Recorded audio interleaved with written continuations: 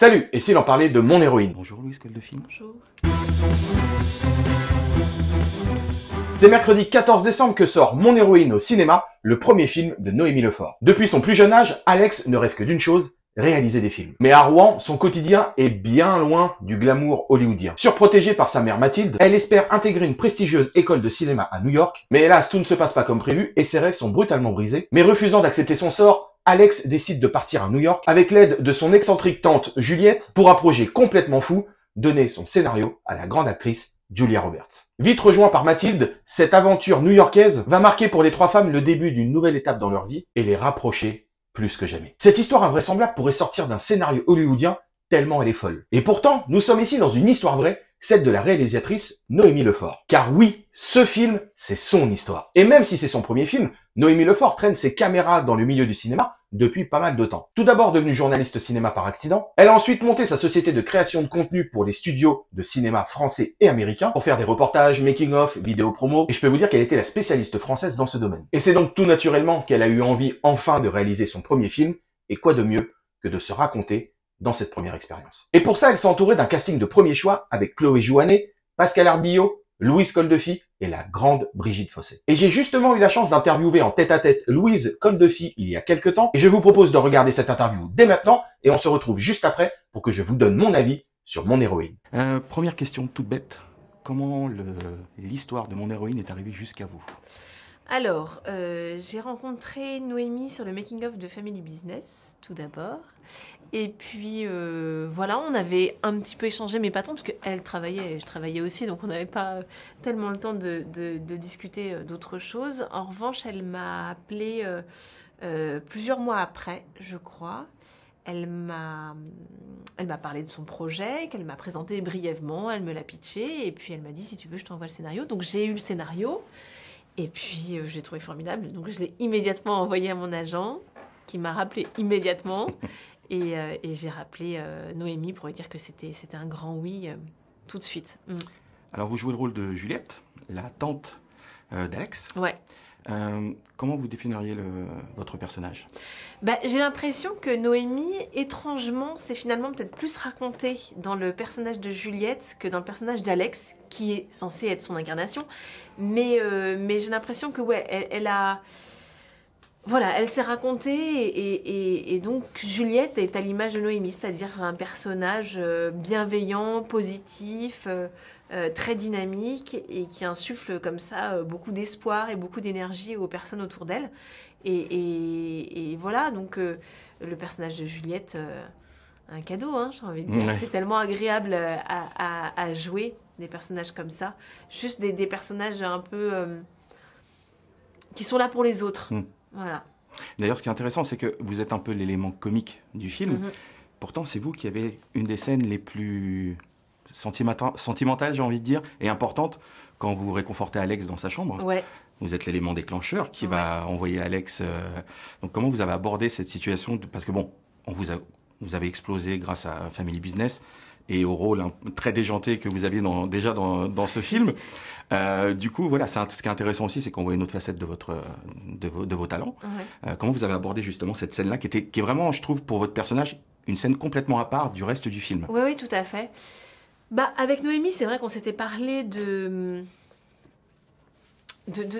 garder quand même Juliette, qu'elle est quand même les pieds sur terre. C'est-à-dire que, oui, elle est pleine d'entrain et assez fantasque, mais il fallait quand même qu'elle soit responsable et raisonnable sur d'autres points.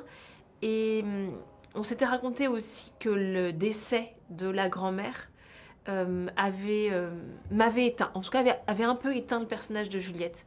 Elle a été un peu fantasque quand elle était jeune, et puis elle s'est radoucie avec le travail, avec la vie, comme ça arrive à tout le monde. À un moment donné, la vie, on se la prend pleine poire, et puis on oublie un peu les petites inconsciences qu'on pouvait avoir, enfin les trucs un peu audacieux qu'on pouvait avoir en tête. Et donc cette scène, pour moi, elle était, et pour nous, pour Noémie et moi, elle était finalement assez... comment dire, je veux dire,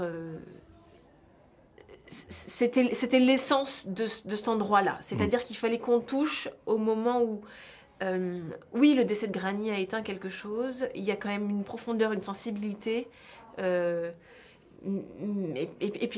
puis on va passer. On cherchait quand même à ce que ce soit quelque chose qui me tient énormément à cœur, léger mais profond. Alors moi, il y a un truc que j'ai adoré dans le film, c'est la symbiose que vous avez avec Chloé Joannet et Pascal Arbillot. Il y a vraiment une connexion entre vous trois. Et ce qui est intéressant, c'est que nous, spectateurs, du coup, on n'a pas l'impression juste de regarder une histoire, on a vraiment l'impression de la vivre avec vous et d'être limite la quatrième personne. Ouais. Du coup, comment vous avez travaillé cette chose-là entre... Parce que je sais qu'en plus, vous êtes arrivé borderline à New York. Ouais, tout à fait. Voilà, donc est-ce que voilà, ces petits désagréments ont du coup fait qu'il y a eu une osmose plus importante qui s'est créée entre vous? Oui, je crois que avec Chloé, on se connaissait, on avait déjà tourné ensemble. Donc, il y avait un truc qui était assez évident. On s'était bien entendu en plus sur le précédent tournage, donc il n'y avait pas d'inquiétude à ce sujet-là, en tout cas pour la recherche de la complicité entre elle et moi. Et puis voilà, donc avec Chloé, c'était assez évident. Avec Pascal, moi, c'était une actrice que j'admire énormément et que j'admirais déjà à l'époque et avec qui j'avais envie de travailler. Donc vraiment, j'étais très très très heureuse de rencontrer Pascal et d'avoir l'occasion et la chance de travailler avec elle parce que je trouve que c'est une actrice extraordinaire. Elle est intelligente, fine, exigeante, audacieuse. Enfin, elle a vraiment une folie que je trouve formidable et contagieuse en plus. Donc vraiment la complicité entre nous trois et que moi en tout cas j'avais avec elle deux, elle a été assez naturelle et assez rapide. Il n'y a pas eu de...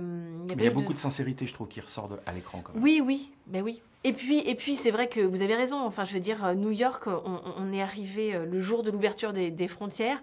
Donc, c'était très speed. L'équipe technique ne pouvait pas faire de repérage, donc ils le faisaient le soir pour le lendemain. Nous, on a quand même fait... On a eu quelques heures de liberté où on est partis toutes les trois. On allait faire une visite. On allait visiter le Met. C'était incroyable.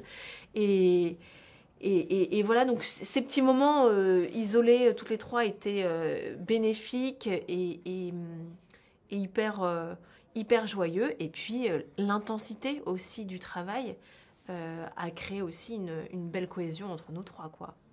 Alors, au-delà de vous trois, il y a quand même un personnage secondaire incroyable et de haut vol qui est joué par Brigitte Fossé, Ouais. donc la grand-mère. Ouais.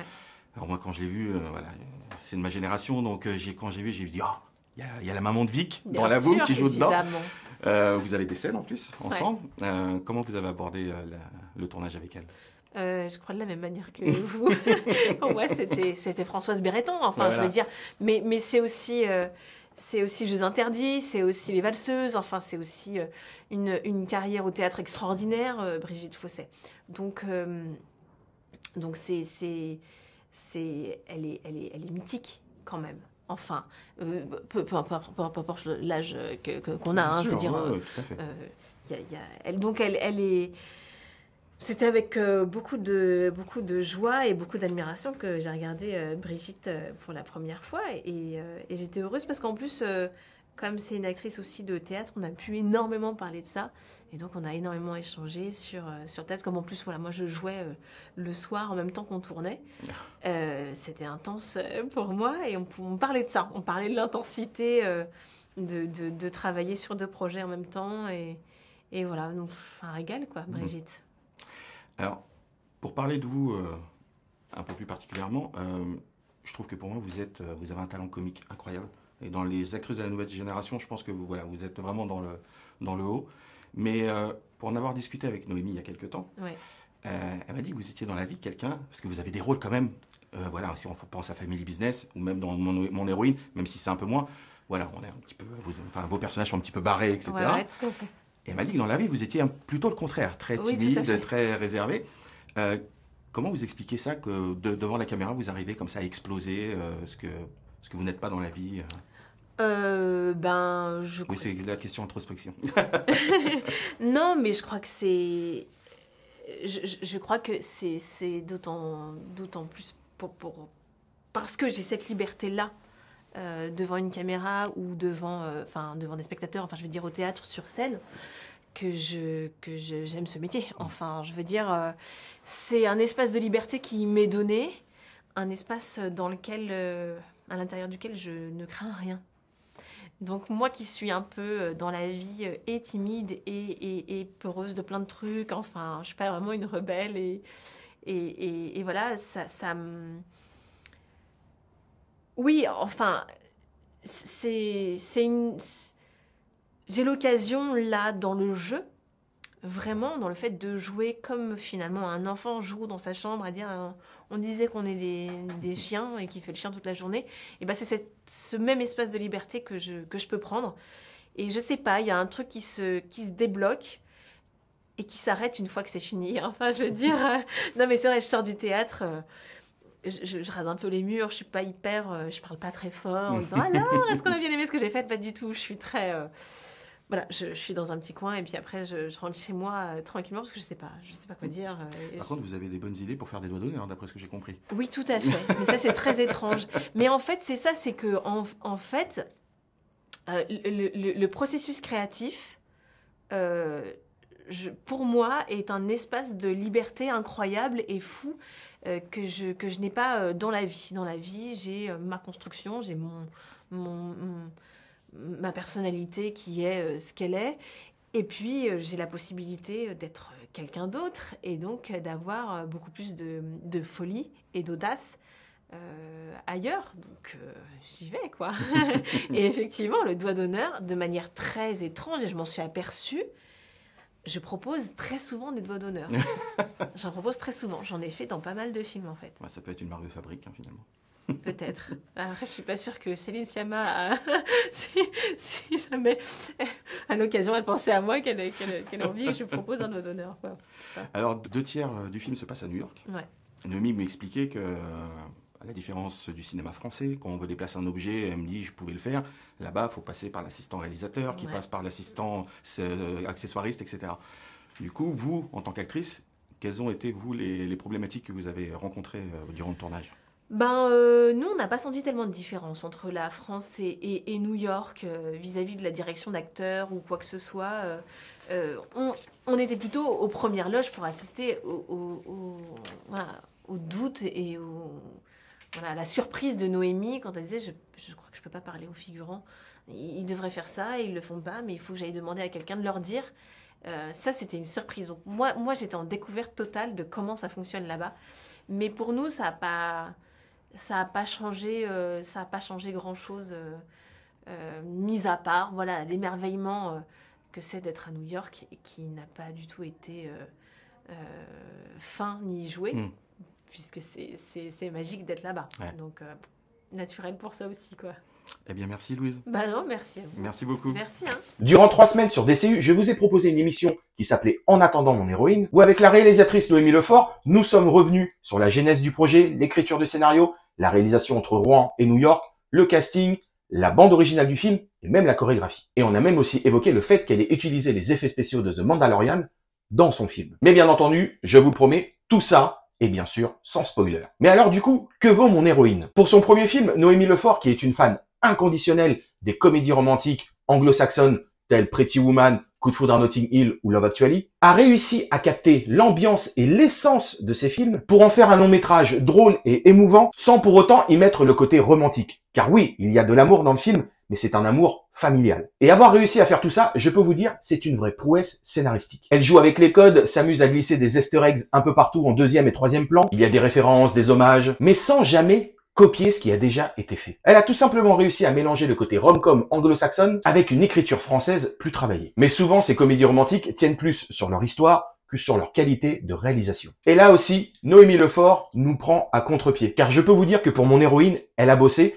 et elle nous offre un vrai film de cinéma avec des plans et des cadrages très travaillés. Elle joue aussi avec les lignes de fuite, les mouvements, la lumière. C'est à peine à croire que ce soit vraiment son premier film. Côté casting, le trio Chloé Jouannet, Pascal Arbillot et Louise Coldefi est juste parfait. Sur le point de vue du travail d'ensemble, il y a une vraie osmose entre elles. C'est simple, on a l'impression qu'elles ont toujours travaillé ensemble. Et cela renvoie à l'écran une vraie complicité où elle nous emmène avec elle sans jamais nous laisser de côté. Sur les interprétations individuelles, Chloé Jouannet est géniale dans le rôle de cette jeune femme insouciante et prête à tout casser pour réaliser son rêve. Et elle a une faculté à faire passer des émotions juste à travers son regard. C'est bluffant. Louise Coldefi explose littéralement dans ce film et je parie qu'il y aura un avant et un après mon héroïne pour le restant de sa carrière. Elle est aussi drôle et dingue que touchante et nous montre ici tout l'étendue de sa palette de jeux d'actrice. Pascal Arbillot, qui est d'une douceur et d'une sensibilité dingue dans le rôle de cette mère poule, mais qui grâce à ce voyage va réussir à retrouver son rôle de femme qu'elle avait laissé de côté pour s'occuper de sa fille. Et enfin, nous avons Brigitte Fossé dans le rôle de cette grand-mère rock'n'roll et qui est vraiment un modèle pour le personnage d'Alex joué par Chloé Jouannet. Parce que soyons clairs, Noémie Lefort, pour son premier film, a quand même réussi à faire venir la maman de Vic dans La Boum. Si ça, c'est pas la classe. Et d'ailleurs, durant le tournage, Brigitte Fossé avait dit à Noémie Lefort que si La Boum 3 avait existé, le scénario de Mon héroïne en avait tous les traits. Donc en résumé, si vous voulez voir un film complètement feel good, drôle, émouvant et à la réalisation léchée, avec un casting parfait en osmose totale, foncez voir Mon héroïne, le premier film de Noémie Lefort qui sort le 14 décembre au cinéma. Je vous promets que vous allez ressortir de la salle avec le sourire et une légèreté dans le cœur. Voilà, je vous laisse avec quelques images du film et comme d'habitude, pensez à vous abonner et surtout, allez voir Mon héroïne. Salut! Bonjour, j'ai écrit un scénario et je voudrais le faire lire à Julia Roberts. This is not the way we do things. Bye bye. Qu'est-ce qu'elle a dit? Bye bye. Le cinéma, c'est ma vie. C'est quoi cette histoire de partir à New York toute seule? Faire des films avec Julia Roberts à 10 ans, c'était très mignon. À ton âge, c'est pathétique. Mais là, c'est ma vie, c'est mes choix. Ça, c'est mon rêve. On va aller voir Julia Roberts. Ah oui? Elle a une boîte de prod à New York. Hein? New York, baby! Sorry, I don't speak French very well. Est-ce que vous savez où est Alex? Elle est partie filer son scénar à Julia Roberts. Je voyais pas ça comme ça, le Carlton, hein. Ouh. Bah, ça va, c'est magnifique. Oh, and do you have the Wi-Fi? No, network's out. Sorry. Next. Fais toujours la gueule comme ça? Sorry, what? Non, rien. It's okay. Thank you. Tu te détends, ça va très bien se passer, et tu peux contracter ton périnée. Quoi? Ça te tire vers le haut, et tu peux avancer vers ton destin. Oui, c'est bon, j'ai compris. You go straight down that way. You go Je comprends pas. Français. Okay, no problem. Let's go. Vite. Elle est avec moi. Hi, I'm Andrea Martel, agent. C'est ton scénario. Qu'est-ce que tu fous? Security? Non. Get her out. Call the cops. Oh my god, non. Non, c'est quand Mary me brocodile, je lâcherai rien! What was that? Just some crazy French girl. I will be back! C'est ma fille. Si elle est jamais partie toute seule, si elle a quoi que ce soit à New York, tu te rends compte? Mais elle est pas toute seule. C'est pas sa mère. Et pourtant, c'est moi qu'elle a appelée. C'est étrange. Tu vas y arriver, j'en suis sûre. Comment tu le sais? Parce que je crois en toi. Parce que t'es ma fille. Et comme je suis géniale, bah t'as dû forcément en hériter un peu, c'est tout. On est à New York, là, faut en profiter. Welcome to the Sex and the City tour. Je me suis trompée de bus. Fuck yeah!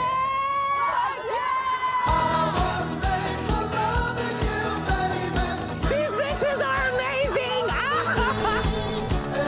Monte! Oh putain, maman, t'as pété un câble là! Incroyable, Mathilde, incroyable. Incroyable, mais vous êtes des tarés, on va finir en prison, on va mourir!